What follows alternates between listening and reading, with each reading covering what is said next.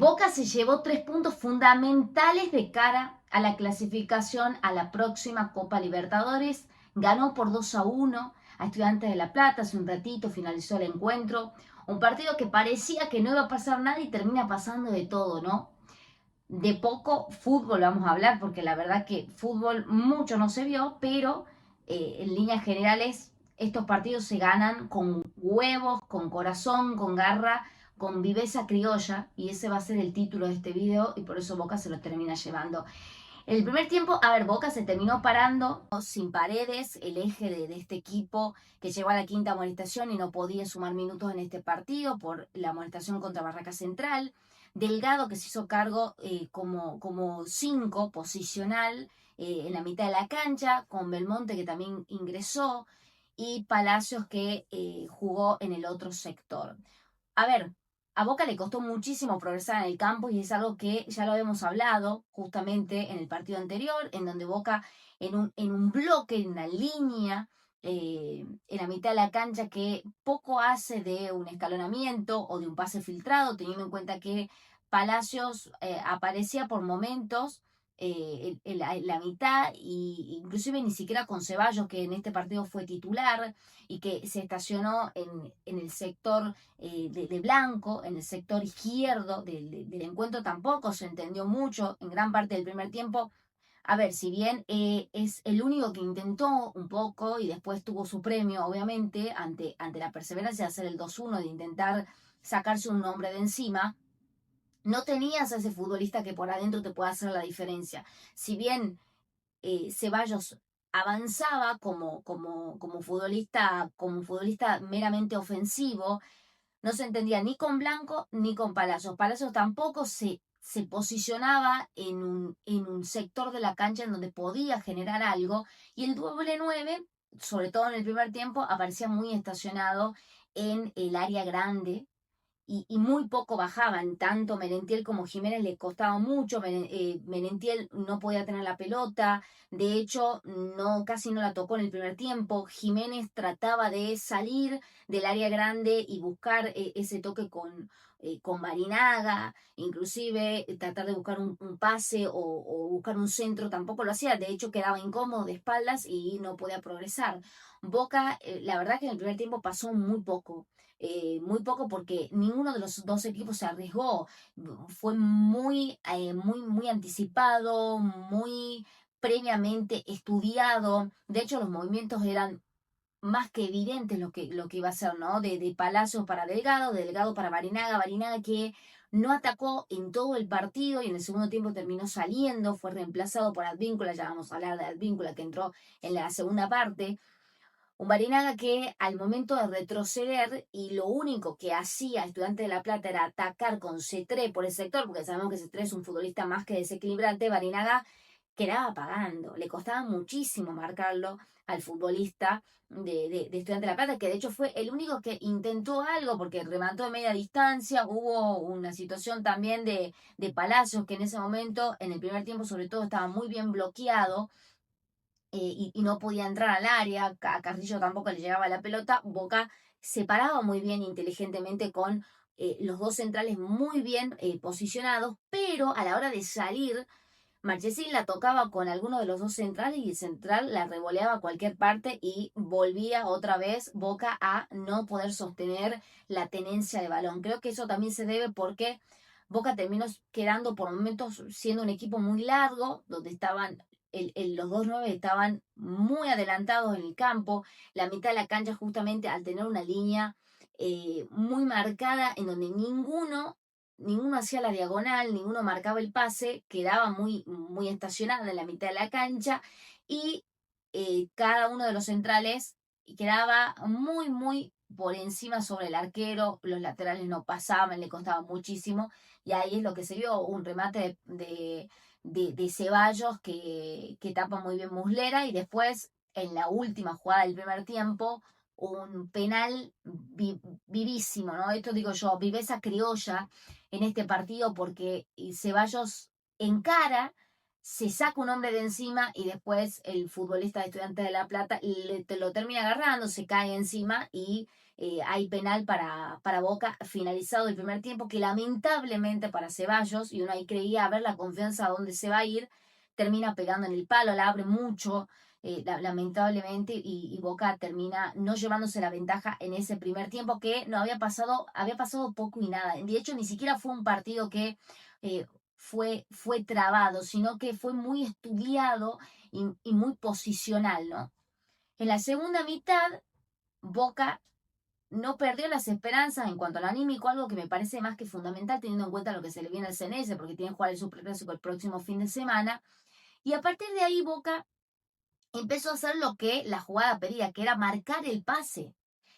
En la jugada previa al gol, que es muy interesante, Palacio la recupera, la toca, si no me equivoco, con Blanco, después abre la pelota con Costa que remata, la tira, la revolea y justo al defensor de Estudiantes le rebota y da un mal pase y aparece Milton Jiménez que le marca el pase a Ceballos, que muy bien, muy inteligente, va por adentro en la jugada, sorprende a espaldas de los defensores y la cruza inatajable para el arquero. Gran definición del 7 que va de a poquito recuperando, y Boca a partir de ahí se pone 1-0. Pero como siempre, Boca termina generando un poco de dolor de cabeza. Yo sí voy a recriminar que Marchesín sale mal. Medina muy vivo, se tira en el momento justo, pero en la jugada previa a ese de Palacio, que parece que llegaba en cámara lenta a la jugada, eso es lo que pasó justamente también un poco en el primer tiempo, llegaba en cámara lenta a la jugada, pierde la pelota y después se va Medina, se va, no lo para nadie, no lo para Di Lolo, no lo paran los defensores, no lo paran el mediocampo de Boca, le tiene miedo de hacer la penal y Marchesín le termina haciendo penal. Y algo que voy a decir es que Boca necesita un arquero. Marchesín no puede atajar el año que viene en Boca y me atrevo a decir que no debería ni atajar en el Superclásico. Dejen los comentarios acá, los voy a estar leyendo, vamos a ir debatiendo. Para mí, el arquero para el Superclásico, sin lugar a dudas, tiene que ser Bray, porque Marchesín deja más dudas que certeza. En ese momento, Estudiantes de La Plata estaba totalmente bloqueado por el gol y golpeado por el gol de Boca. Cetré define de forma exquisita, la pica, inatajable, al medio, se pone 1-1. Ahí Boca parece que no quiso jugar más el partido. Boca armó una línea de 4, sacó a Jiménez, puso un volante más, entró Braida, entró Advíncula al partido y después entró Ander Herrera, que ya vamos a hablar también de él. Se puso muy marcada la línea defensiva, muy atrás quedó Boca. De hecho, Estudiantes de La Plata tuvo un par de situaciones, una de Palacios que termina de taco, que casi convierte, porque Advíncula no llegaba a las pelotas. De hecho, lo pusieron para que marque a Cetré. Cetré lo paseó durante todo el partido. Por eso ahora entiendo por qué Barinaga es titular, porque la verdad es que el nivel de Advíncula es bajísimo. Le ganó todas las divididas, y no estuvo fino Estudiantes de La Plata en el centro, porque la fórmula de Estudiantes era tirar el centro a Carrillo o a algunos de los defensores que se acercaban al área en la pelota parada. Tuvo un par de situaciones el conjunto local, de hecho, para ponerse 2-1, una la cabezó el defensor de Estudiantes y le quedó justo a Marchesín, que en la jugada y justamente previamente al 2-1, entra Ander Herrera y muy vivo le hacen una falta. Neves le hace una falta clarísima, van al VAR y termina siendo roja para el futbolista que recién había ingresado al partido, que de hecho había entrado muy bien. Y a partir de ahí, Boca tuvo la pelota, jugó de contra, y en esas tantas contras, Marchesín saca largo.